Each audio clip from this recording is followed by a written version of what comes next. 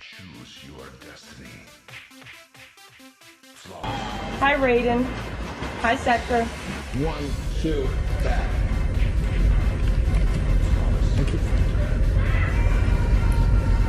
Yeah, that's good. Let's try that one. You have to do each move 8 ways. As you see, a joystick goes 8 different ways. So if I was to do a front kick, I'd have to do it frontwards, backwards, sideways, and diagonal 4 different ways. This is why we have the tape on the floor, just to keep them facing the right direction.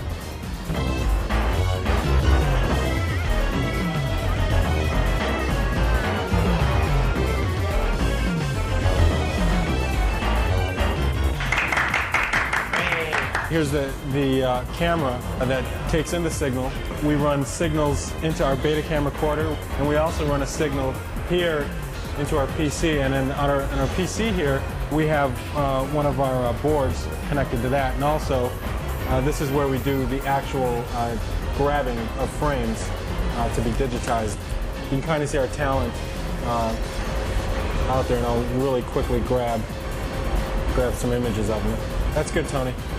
We're able to click through frame by frame, delete the frames we don't want, keep the frames that we do like.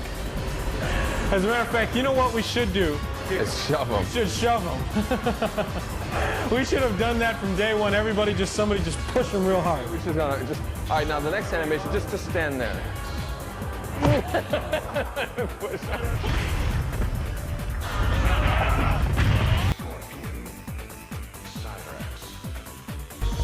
The day that we spent filming is probably, like 2% of the entire amount of time that has to be devoted into doing it. Once we get the digitized image, it's a lot like painting. And right now we're going through a process where we sort of filter the images through. We'll grab the image and Steve Buran will start and do some Photoshop on the guy, and then we'll hand him over to Tony, who does some touch-up. And then it gets passed over to me, and then I do some of this more detailed touch-up, and then I give it back to Steve, and he kind of separates the different colors and creates the different palettes, and then we give it back to Tony, and he does the final touch-up and stuff and gets it ready for the game.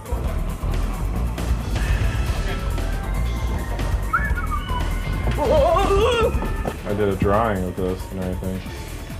In 3D, you can make it any size and any lighting, any angle you wanted. Dave Michich did this, the 3D version. It's just ornamental, it's just like kind of a really neat background thing. But I was telling Ed about the story, like it's a soul cave.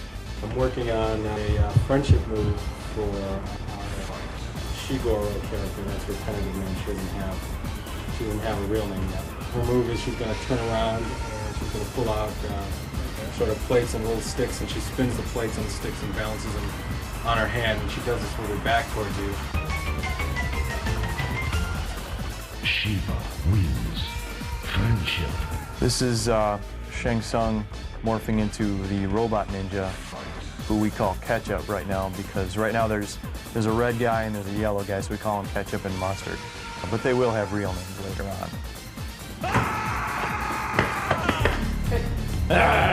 Whatever can possibly happen in the game, I have to program the game to be able to do that. As you play the game, when you first start, the computer's very dumb. It'll just stand there, it'll let you beat it up, and then as you fight the second guy, it'll get a little smarter, and the third guy a little smarter, and it has to be progressive. It has to be something that's, a smooth increase in the difficulty, because if you play the game the first time and the computer kills you, you're not going to want to play it again. There's comfort in knowing that the other person is doing their job beyond your expectations. The good thing about working with that is you can hand them some artwork, and you can, you'll see it in the game pretty quickly.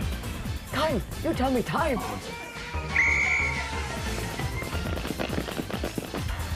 Well, we test the games. When it comes close to the time that the game is done, they have us come in and we just play it. We play them all day long and look for bugs. The difference between Mortal Kombat 2 and Mortal Kombat 3 is that they added a run button, and when you use the run button, it makes you aggressive towards your opponent. You're gonna have to keep on using the run over and over and over to attack your opponent.